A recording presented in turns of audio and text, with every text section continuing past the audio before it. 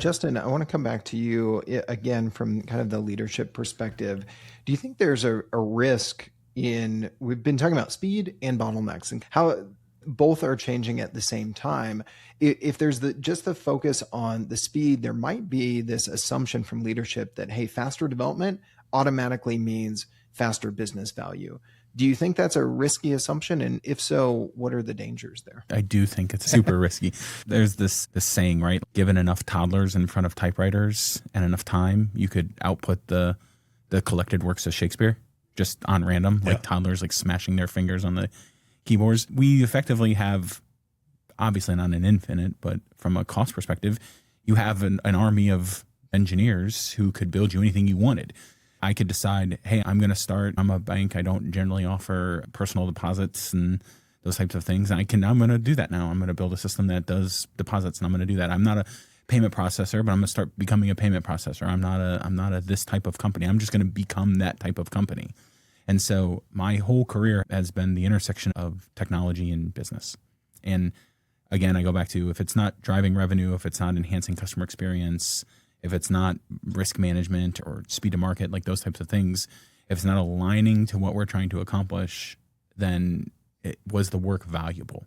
Just because you've done the work, is the work aligning to what you want it to do? And I think we're going to see a lot of work, a lot of well-intended work go out into the market that isn't going to be fruitful. I think it's going to happen.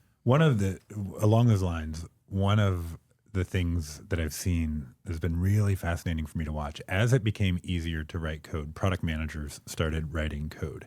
And I watched that happen, and I thought, this is the most foolish thing that I have seen. Legitimately, it's the most foolish thing. Product manager, it makes me angry. The product managers are supposed to be strategic, thinking about business need and business problems that they're trying to solve. Yeah. And given the opportunity, they dove into the tech. And it's so easy to become enamored with the tech that you forget about the exact point you're making, the business goals and the things that you're trying to achieve. And you have to set that enamored thing aside and focus only on what is it that we're trying to achieve. Not only, but like focus on what we're going to try to achieve. Yeah. Yeah, you have to bake that into your measurements. Like you need to know, yes, this initiative measurably affected up or down this business objective. Yeah. Oh yeah. I think organizations that master this are going to be able to be able to accurately track every dollar spent to every business objective.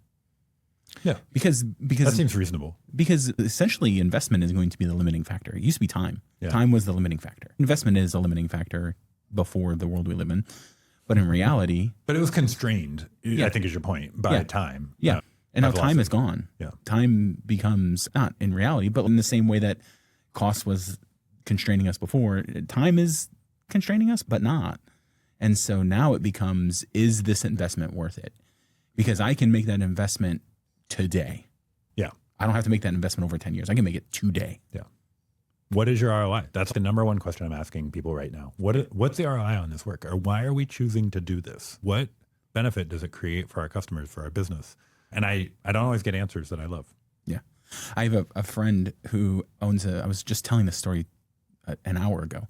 I have a friend who owns a manufacturing business. They package white label food. So for big retailers, you would buy granola mix, and he packaged it for them in their packaging. He had to buy $1 million piece of equipment ahead of time, and he had to wait 9 months before he could start using it. And I said, I would die. I could do that. But now it becomes this thing where I could spend $1 million in a month and have a product and put it in front of customers. But think about the weight that went into that decision for him. Because it was so tangible and it had such a long time frame, he spent an agonizing amount of time. 2 months making this choice. Like, is this the right machine? Does it have the right specs? Do I have all the right options and all that? And in a sentence, we can drop $1 million. Yes. In a sentence, we can drop $1 million. Yeah. And we don't realize, I see business folks, especially their first time through leading a technology project of some kind, they don't realize the things they're saying and the impact downstream. And we're not measuring it. Very rarely do I see it get measured. And literally, you say one or two things and you've spent 6 figures, 7 figures, and it doesn't matter. That has gotten easier, but you still hit problems. But on the flip side of it, the exciting part of it is what would once have cost me $1 million. Yes. Now doesn't, nowhere near. And so the ability for an executive to say, okay, we know what we're doing. We have a supposition. We have an idea. We want to take a risk. The amount of risk though now becomes a little bit lessened, and I can step out and maybe do something because of the time. Like it doesn't take time 2 investment, years to get it out in front of customers now. The balancing of the opportunity and the risk for the technology leaders in financial services and fintech that we're speaking to. Joe, I wonder if on this topic,